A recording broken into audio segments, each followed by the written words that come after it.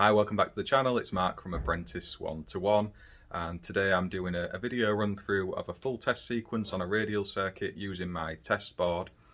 If you haven't checked them out already, I've got some audio only podcasts out on the Apprentice 1-to-1 podcast. Go and give that a search on Apple Podcasts, Spotify, Podbean, wherever you find your podcasts. Check that out if you're preparing for your AM2 or have testing modules to do with your apprenticeship or your course, whatever you're on. I hope they're useful. I've based it all on Guidance Note 3, give some real world experience of my own on there as well. The feedback I've got so far has been pretty good, so I'm pleased that it's helping people. Go and check it out, see what you make of it. Again, with this video, I'm not a teacher, I'm not a lecturer. I've tried to run through it based on Guidance Note 3 in the best way that I could, all the way from safe isolation to your final functional tests. I'm sure there'll be mistakes in there somewhere because I'm not used to teaching and presenting. I've done my best. I've had to be a bit inventive with some of the filming because there's only so much you can do with two hands and a camera and the MFT and test points. I think I've made a reasonable job of it. See what you think. Drop it in the comments if I need to improve or change a few things, or if I've said something misleading or not quite right, and I'll try and improve on the next one. This is all learning for me on YouTube. So yeah, thank you for watching. Please like and subscribe to the channel. Let's get straight on with it. If you watch right to the end, I've got a review of the TIS voltage indicator that I use in the video. So if you want to hear a little bit more about that, watch right to the end. Thank you. Right, so as discussed on the intro to this video, we're going to have a look through a circuit test, so a final circuit test, all the way through. I've got my little notepad and a pen here to record the details on. But I thought first off we'd go through the safe isolation procedure. And one of the first things you need to do that's often forgotten is to obtain permission to work on the system.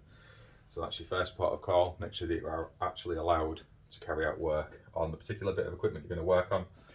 You then need to identify the source, and there's a few ways that you can do this. Actually, some people use these little things on the socket circuit here.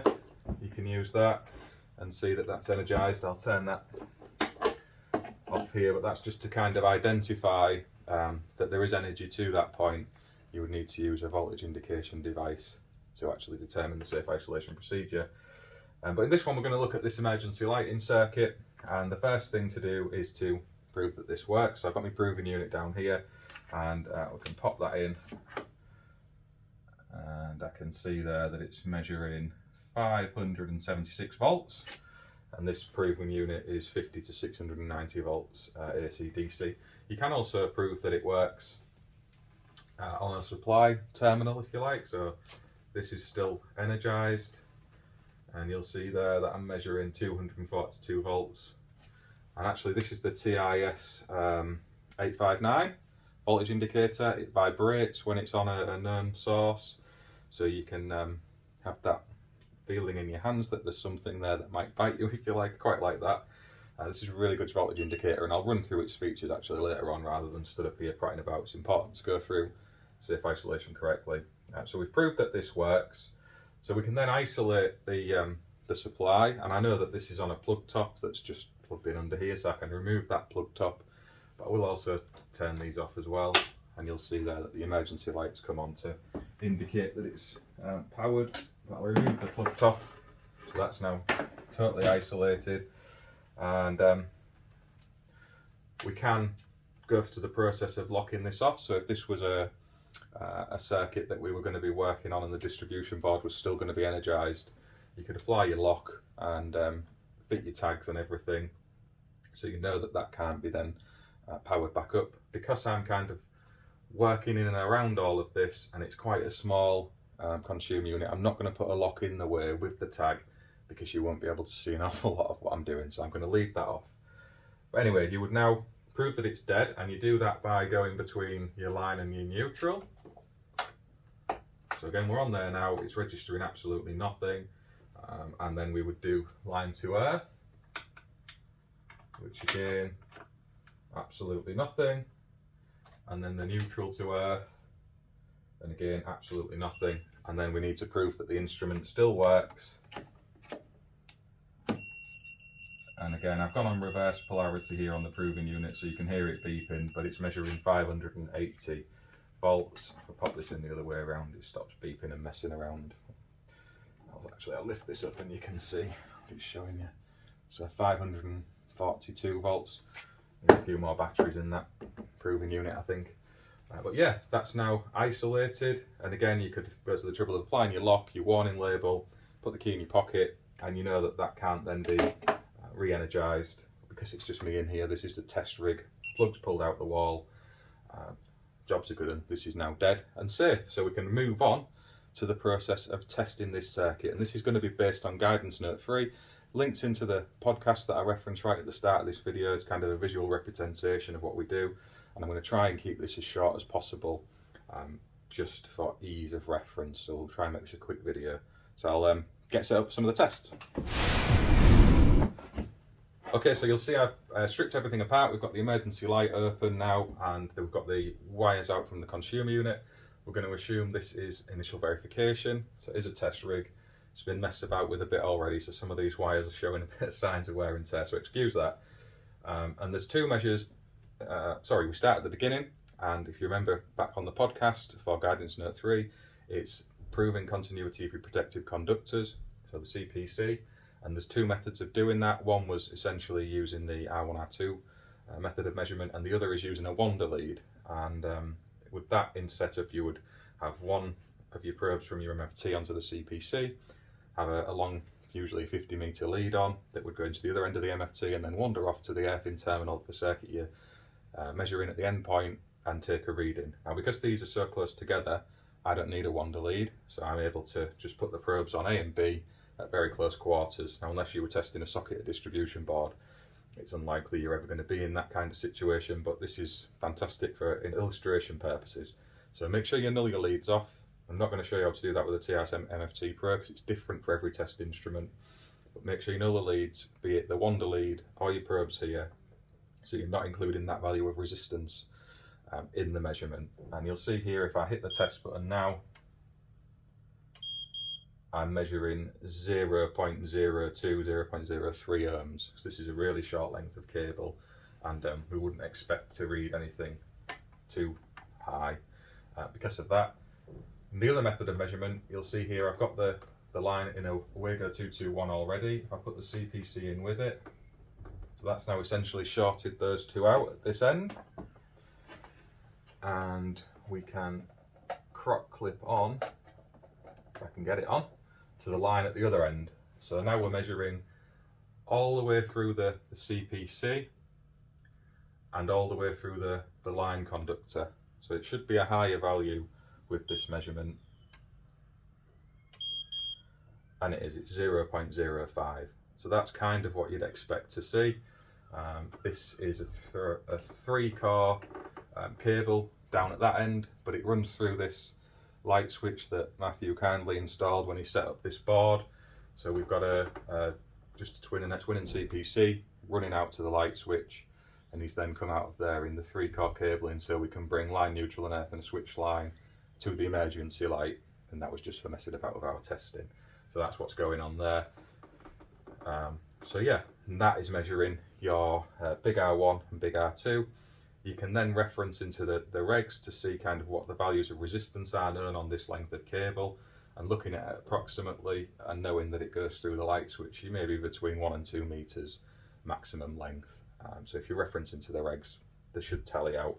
But because this is such a short length of cable, that's what we've got. So I can record now my R1 and R2, and I'm going to write this down so I can pop it onto a test sheet and show you it a little bit later on in the video, but I'll write it down so I've got that measurement here. So it was 0.05, and I will also write down the R2, which was 0.03 from memory.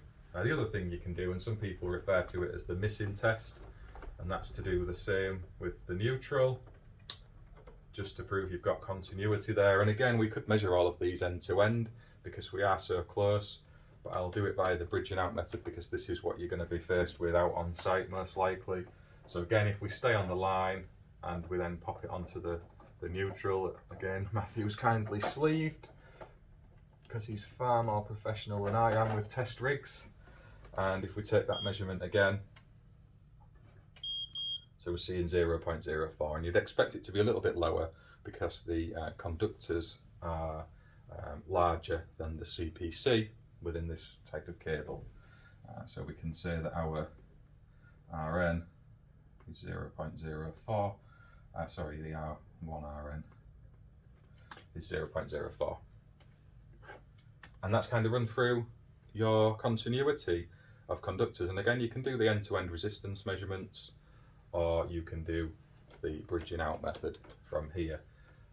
And we'll now move on to some insulation resistance testing.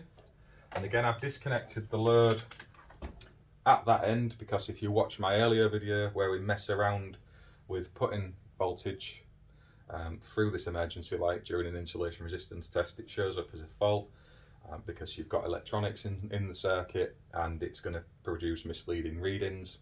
So if you are testing this type of setup, you need to have the loads disconnected. And if you've got a big emergency lighting circuit, it's a proper pain in the backside, but with initial verification, you've got to do it. So we need to prove that that cable is fit for service. And if we go back to the home menu on the TI SMFT Pro, and we now move into the insulation resistance box, and we need to swap our probes around now. So we'll ditch the blue one, and we now need the green one to do our IR testing. So I'll just jump off camera and get everything set up for this. I'll be 2 secs. Jump down now for the insulation resistance test, and I will explain why. Basically, we've had to connect the earth back into the earth bar, because you must ensure with your insulation resistance that the earth is connected. And essentially, we know there's no real purpose to the exercise of doing that here, because the plug top's pulled out of the wall. But potentially there's some parallel earth paths through the other circuits, so we've popped that back in, and you'll now see I've crop clipped onto the line and the neutral, and we can hit test here at 500 volts and see what measurement of insulation resistance we've got between the line conductors. And the emergency light at the other end is disconnected, as we've explained already, and that's coming up at over 999 mega ohms, so that's fantastic. And now we can do a measurement between the line and the CPC. So if I pop that on up there, so we're now measuring between line and CPC, and if I hit test again, I am getting a reading of over 999 mega ohms as well. And then finally, between the CPC and the neutral, so we'll pop those on here. Apologies for the shaky camera work. I thought it'd be nice to try and get in closer, but this could have been a bad idea actually. So there we go, we're on again now. So we're now measuring between the neutral, you can see there, and the CPC, and we'll hit test again, and I'm measuring over 999 mega ohms. So that's good, that's been measured at 500 volts. And again, just important to note that you have to connect in the CPC to the earth bar. And if you was doing your global measurement for the whole board, you would have the neutral terminated as well, and take those measurements from the outgoing ways on the RCD. But we'll jump back on with the video. Now there's a couple of other ways you can approach this. So say you have a lot of equipment connected in the circuit and it's impractical to disconnect it. If you're doing it in the ICR, for example, you can connect your line and neutral together in one of the crop clips and test to earth. And that will give you a value of insulation resistance, which is acceptable on a periodic inspection report, EICR. And you can record that into the box. I would always say as well, if you aren't 100% certain that all the loads are out of circuit, start off at the 250 volts value, because if there is any equipment in there, that's going to show up on that test, and you can kind of have a dig around to try and find it, rather than whacking 500 volts straight through it and screwing it up. You could have missed a socket somewhere, or a piece of electronic equipment within a circuit, and rather than having the headache of having to sort that out, start at the lower voltage first. That's a top tip for you. But on this one, we're very confident there's nothing else at play, so straight on with those tests, and that's your IR values. And again, I'll make a quick note of those. I'll just write plus 999 because it was the same for all of the tests, so we've got that information there. And now with your final dead test, you can prove your polarity, and we've already done that with using the continuity method of ensuring that we have an end-to-end measurement on the CPC. We've then bridged out the line and CPC and taken that measurement at that end, and again we've repeated that test on the neutral, so we know that that is all as it should be. So we can now pop this all back together and move on to some of the live tests, and I'll get on with that now and jump back on camera. Okay, you'll see now that I've, well, you won't see because it's down here, but I've restored power back onto the board. I have ensured that the installation isn't in use and is isolated because I've removed the main earth, and on this, whilst it's not at the origin, it is a consumer unit, so we can get a measurement of ZdB, which is one of the live tests you need to do. And unfortunately with this one, it has got an RCD in circuit. Well, I say unfortunately, obviously if you was at the origin itself making a measurement of ZE, it's unlikely you would have an RCD there. But in this case we do have one, so I've had to pop it onto the 30 milliamp testing, and it's a 3-lead test on the no trip with the TIS MFT Pro. And again, GS38 probes now because we've got live terminals exposed and we need to be careful. So this is to measure the ZE, and we've got the earth disconnected. Now I will say in the rest of the installation the bonds are still connected, because I wasn't going to go to the trouble of opening up the main distribution board in the unit to do this test. So we'll just assume that this is at the origin and forget about the wider installation here. So this is it, yeah, the bonds are disconnected. So we've got no parallel earth paths. We just want to know the value of impedance through the supplier's earth, or the earth at this consumer unit. And yeah, this is what we're going to do. So we'll get the probes in, and we'll see here I'm measuring voltage, so we can hit that test button. And it's carrying out the test.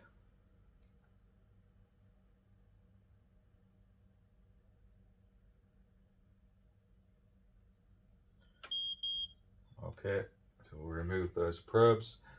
And on the test instrument I can see we have got a Z LPE of 0.57 ohms. So that's the ZdB at this board. I'll now need to pop it back together so we can get the value of PSC at the board. So just bear with me. Okay, see I pop it back together now, so the earth's back in the earth terminal. All the parallel earths are now connected in as well. And we can take the measurement for PSC, so we know the maximum amount of fault current that is available at this point in the installation. So we know that the protected devices that we spec are able to withstand it. And again, because we've got other devices further back in this installation, it's not really that much of an issue, but we'll measure it assuming that this is again at the origin, and this is the actual whole installation.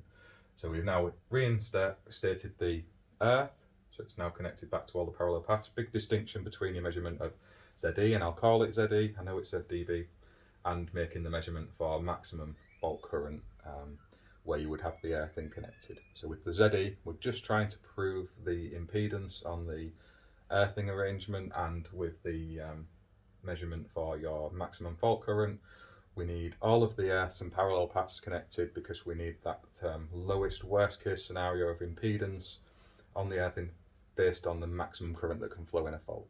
So that's why you reconnect it back in. And again, your GS38 probes, because we have live terminals, and we go onto the line first and then the neutral. And if I go back into the main menu and make sure I get these probes on right, we'll see a measurement of voltage again. And there we go. So if we hit test,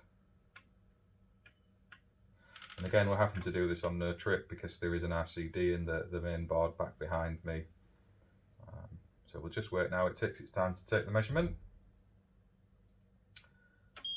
And there we go, so we'll remove these again from the neutral and the line.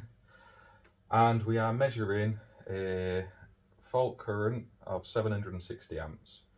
And that's been measured between line and neutral. So using the 3-lead test, it does actually do all three at once. So again, the fault current on line to protective earth, CPC, is 273 amps. So a little bit higher. So we're getting the biggest flow of current between the line and neutral, which is sort of what I would expect, because we have a larger neutral conductor coming over to this socket outlet than the CPC, and also on the cabling coming up into this board. Actually, no, it's the same size, so forget that. It is just due to the difference in size of the final circuit out to this socket, because it's widened to an earth, and it's just a radial. So yeah, that's why we've got that difference. And yeah, that's your measurements, your first live measurements to determine your, we'll call it ZE. I know before anyone hits me in the comments, ZdB. but we'll call it that, and your PSC. So we'll write those down. So the ZE, I'll put ZDB, and the PSC. So we had 760 and it was 0.54 for the ZE. Right, just bear with me a second. I'll pop this back together in a fashion that we can do the rest of the live testing. So yeah, just 1 minute. Okay, we can now see I've re-energized the circuit, and I have got inventive because I tried to film this up there with the terminals and the camera and the test leads, and I just couldn't do it all with just 2 hands. So I've had to invent this. So if you will use your imagination just ever so slightly and imagine that this is the termination point on the emergency light, and that I am holding those probes in on the connections. I can't hit the test button, hold that on, hold the camera all at the same time to get close enough for you to see it in there. So just use your imagination. That's me holding on those probes up there to the proper terminations. Now you must remember that this is a live test, so you need your GS38 probes again when you're in and around live parts. And you know, while live working isn't allowed, you are allowed to do live testing, and as part of your initial verification, you do need to get this measurement of ZS at an accessory, and this is how you would do it. So with this one again, because we've got the RCD, we have to use the 3-lead test method. If there's no RCD, you could just use the 2-lead test method and go between your line and your earth. But in this case, we can't, because we've not just got one, we've actually got 2 RCDs, which is going to cause us a bit of a headache in the next test. But we'll get on with this one before I start waffling away too long. And again, with this, we've got a switch line and a line. I should have said that on the R1, R2 test actually, that you would do a measurement to the line and the switch line and record the highest value of the 2. Now, because essentially it's just a short loop of cable on the back of that switch there, we've measured onto the switch line because we know it's ever so slightly longer and it should be a higher value. And yeah, I've repeated this test off camera anyway, so I know it is. But we'll get on with the test and hit the test button. So this is a measurement of ZS at the final point on this radial circuit. And again, I'm holding those probes on with GS38 tips in a very safe manner. You need to use your imaginations a little bit just because of the practicalities of recording. And you'll see there I have got a ZS of 0.6 ohms on that circuit. That's 0.6. And you'll see there that I've connected onto the switch line, because if I knock that off, the voltage drops away and it won't repeat the test. So you'll see there it's showing as no test result applicable. Now we'll have a look at some of these measurements later on and compare how the R1 and R2 and the ZE correlate with the ZS, and how that might be affected by other factors. So we will talk about that when I'm running through the certificate. But for now, we'll just accept that result and get it on the bit of paper I've got here. So we have a ZS of 0.6, and that's recorded. Now I'm going to go jump off camera again, get all this connected back up, pop it all back together. One of the things I would say is when you're making connections onto live accessories and stuff, make sure you follow your safe isolation procedures if you need to. So again, with disassembling all of this, I can be really safe now. Just pop the plug out, make sure everything's switched off, that's all dead, and that, you know, I'm not interfering with live parts, messing about with that stupid Heath Robinson setup up there that you've had to use your imaginations with. So I'll just get on with all of that and I'll jump back on in a sec. Okay, so there is one final live test that I just forgot about there in my haste to put things back together, and that's the RCD test. Primarily because, as I explained in the last little section, we're going to have a bit of an issue because there's RCDs in series here. There's one up on my test board, but there's also one on the socket circuit feeding down to this. So I might have to do a bit of jumping backwards and forwards depending on which one reacts first. But you see, I've still got the leads in my imaginary connection up there. I've gone into the auto test sequence and I'm going to hit the go button on that. So you'll see there it's tripped straight away at the other board over here, so I'll jump to this side. Hopefully it's this one that keeps going. If I reset it, the TI-SMFT Pro will jump through its auto sequence. It's doing that now. You see that took both out, so I'll pop this one on and then I'll have to jump over there. This is why selectivity with RCDs is never brilliant to have them in series. You'll see there it's going to fire through It's half-time test now.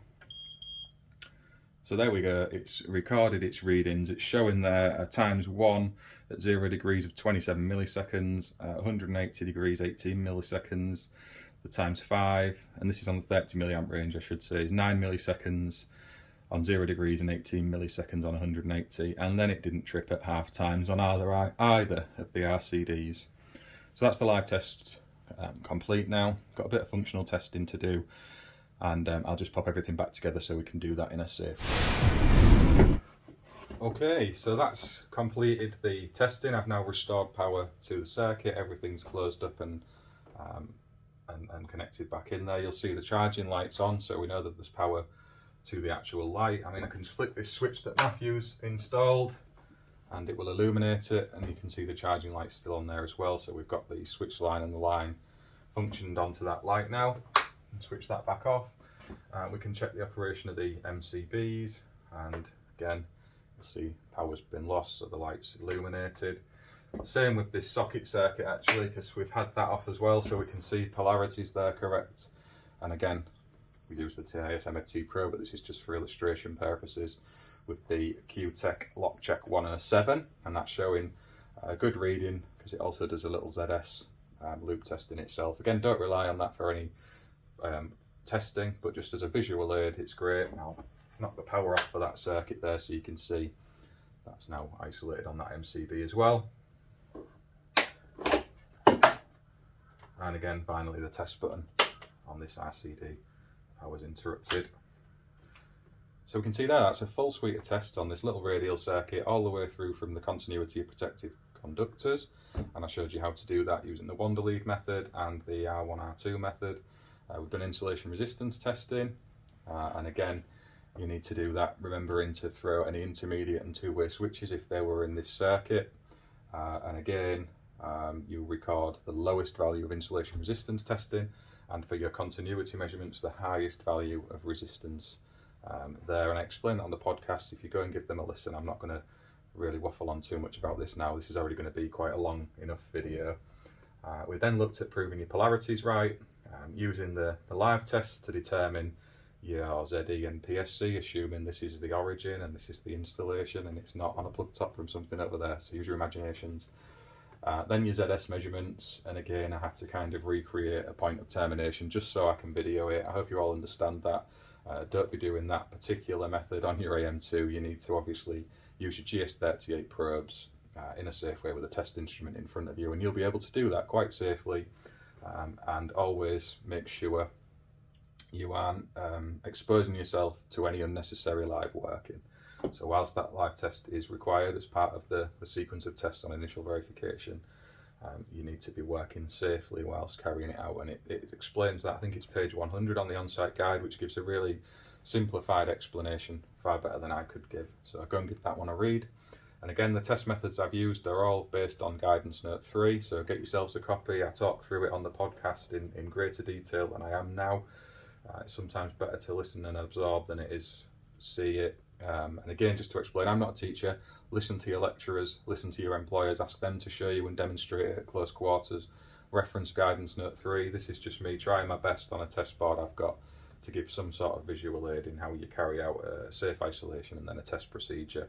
There's every chance I've made a mistake in there somewhere because I'm not used to teaching people. So take what I'm showing you with a pinch of salt, do your own research. It's not instructional, this isn't a how-to. It's just me trying to help get an idea in your minds of how you would approach it. And I think I've largely stuck to the script of guidance note 3, but if I've gone awry somewhere, let me know in the comments and I'll try better next time. Otherwise, thank you for watching this particular video, and I hope you find it useful. If you're getting back into college and looking towards doing your AM2, good luck with it. Make sure you put the effort in beforehand, complete the checklist, go through the pre-assessment manual. Loads of videos on YouTube, on YouTube from people offering help. You've got Gary Hayes, Joe Robinson, Craig O'Neill, just to name 2 or 3. So go and check them out. Loads of stuff all over there. And again, my little podcast that's out just on audio form. So if you're on Spotify, Apple Podcasts, Podbean, wherever you find them, go search for Apprentice 1-to-1. It's all on there. Give it a listen, see what you think. Okay, so here is the NAPIT desktop where we're going to look at recording the test values we just made during the course of that video. And again, I'm just going to quickly fill this in, but if we just call it the main dB. We'll say that it's been filled in by me, and then we'll put today's date as well. It was a two-way distribution board. We'll stick the details in for the multifunction tester while we're here, why not? And you'll see, if I was going to record this as not being the actual origin, I could choose the characteristics of where this is actually supplied from, but for the purpose of the video we're assuming this is the main distribution board connected straight in at the origin. So this bottom section here we don't actually need to fill in, but if this was a sub board, then this is where you would make that details be known. And yeah, we're not going to do that on this particular situation. And again, you'll see there's a box for equipment that can be damaged due to some of the tests you would make. So that could be your IR test, and we could list the emergency light here or anything else that might be applicable. But we're going to focus on the actual recording of the numbers on this, because this is essentially what I wanted to get at. And we'll see for the first circuit we had the sockets. We haven't carried out any measurements on these, so we'll ignore that one for now. And for this one we'll just put the emergency lights. The wiring type, it was PVC twin and earth. It's in trunking. So pop that in there. There is just the 1 point. It's wired in at 1.5 and 1 mil. The disconnection time that's applicable is 0.4 seconds. Its protective device is a 60898. It's a B. I think it was a 6, but I'm just going to stand up and have a look. Yep, the B6. So we can pop that in there. It's got a 6 kA braking capacity, and that's relevant from the PSC we measured, so we need to make sure that this is in excess of the actual measured value, which it is. There is a 30 milliamp hour CD in the circuit. There's actually 2. And on this section here we don't have any values for your R, little r1, little rn and little r2, because it's not a ring final circuit, so we can omit those, and the figure of 8 check, they stay as NA.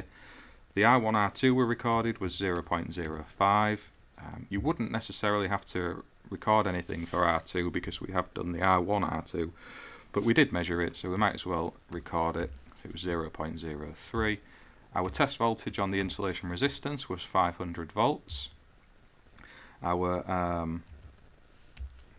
L to N measurement of insulation resistance was over 999 megohm, as was the line to earth and neutral to earth.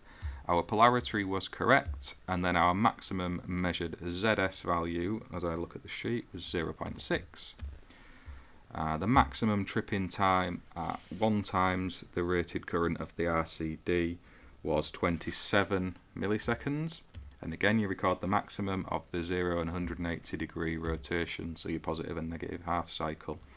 And 18 milliseconds was the 5 times one, and we also pressed the test button.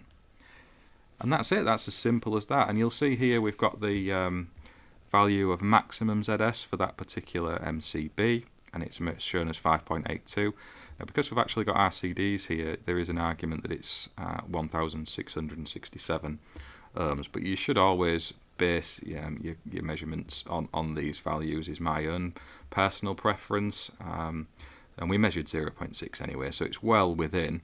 Now if we look at the measurement of R1 and R2, it was 0.05, and when we took a measurement of ZE, which was actually ZdB, if we've been factually correct, that was 0.54. So if we was to add the ZE with the R1, R2, we would be coming out at 0.59.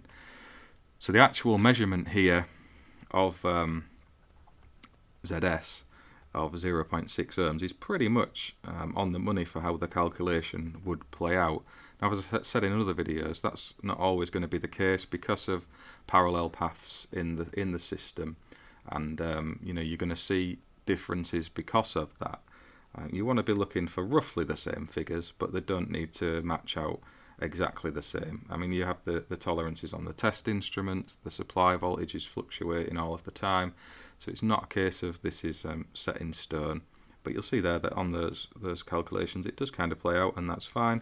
And again, with the PFC we got a recorded value of 760 amps, which is well under the 6,000 amps braking capacity of this B6 MCB.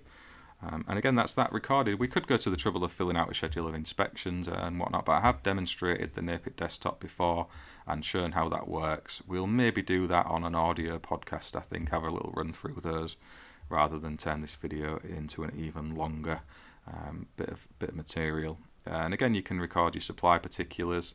So we were pretending with this one exactly what ours was, but you could record factually what it would be out in the real world.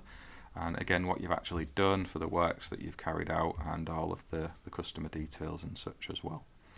But yeah, I hope you found that useful. You can see here we've recorded dates of everything, so it's all documented. If there is an issue with any of the work that's been carried out, we've got evidence of it here, and in my case I've got video evidence of the actual test procedure as well. That's something we've started doing as a business actually when we're talking down conductors, for example, in distribution boards and consumer units. We get a little time-lapse video of that to prove that we did it. Belt and braces approach is always the best method in my experience. So yeah, I hope you found that useful.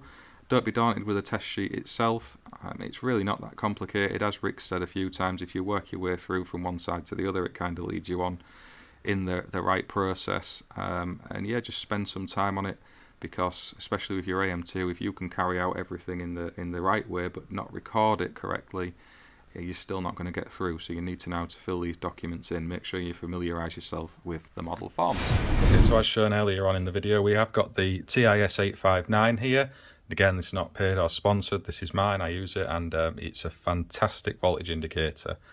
The things I like best about it are the probes on the end. So if you have a look at these, they're actually shuttered. So you get your GS38 compliance. You can actually touch the ends of them when you push them into a terminal point. Really clever feature. It saves having to put the tips on, and you'll all be familiar with having lost those and having to replace them. So absolutely fantastic that that's a feature of this. And equally, the probes themselves, they're detachable and replaceable. So if you damage these, you don't need to replace the whole voltage indicator. The probes can be sorted out themselves. So that's another fantastic feature on there. It measures from 12 volts to 1000 volts. You can use it as a volt stick as well. So it'll measure an electric field. And if you press that button on there, you can then see it pops up the EF display. And if I held a main source near it, it would start beeping in the way that we would normally expect. It will also test RCDs, so if you're using it for normal measurement, it's not going to do that, which is what you want, because you don't want it tripping your RCD out when you're taking a measurement. But if you hold that button down, it'll trip a 30 milliamp RCD. It's backlit there, I don't know if you can see that, and there's a torch on the end that I've popped on. So that's a nice feature of it. And again, it'll do continuity measurements, so if you touch them on the end there, you can see you get the audible turn, and it's showing a connection. So that's fantastic. Equally, this lead at the bottom detaches as well, so you can take them all off the actual voltage indicator device itself, and they're fully replaceable. You'll see on there that it's got a capacitance and a resistance field, so it effectively can work like a proper multimeter, which is brilliant. It's a true RMS voltage indicator, so it will actually show you the true RMS value. And the other thing that you need if it's going to meet British standards as a voltage indicator is that it will show voltage even if the batteries in it are not functioning. So if you was to put this onto a live source, then these would illuminate to show you what the actual voltage is. The display itself doesn't operate, but these lights would, and it would show you that there's a voltage there. So it's safe even if the batteries are defective. So that's a fantastic feature of it. It'll also measure phase rotation, so if you're involved with three-phase and you need to know the rotation, it will do that as well. And the other really nice thing about it is it comes with a lovely little case, because usually these types of equipment don't, and they end up thrown at the bottom of a bag. I know mine do, and they're always at risk of being damaged if you're not careful when you're packing up after finishing work. Nice little feature as well is that this stores away on the back there. So that's nice and safe. Yeah, really good test instrument, and you'll have seen me using it in this video, carrying out safe isolation. And yeah, it's one that I would recommend. As voltage indicators go, it's pretty much got everything you're going to need and some. And it's well built and robust. It feels like a weight of quality to it, if you like. And yeah, for an inspecting engineer who's involved with three-phase or anything up to 1,000 volts. It's a no-brainer, really. I would recommend it. If you go out and check the TIS website, you will see that they have an instructional video of how this works and its best features. So I recommend you go and give that a watch, because they will explain it in much better detail than I have done here. But yeah, very impressed, and I hope you enjoyed watching this video. I'm going to stop waffling now, otherwise it's going to end up something like an episode of Lord of the Rings. And please drop your comments below, let me know what you think, and I will catch you on the next one.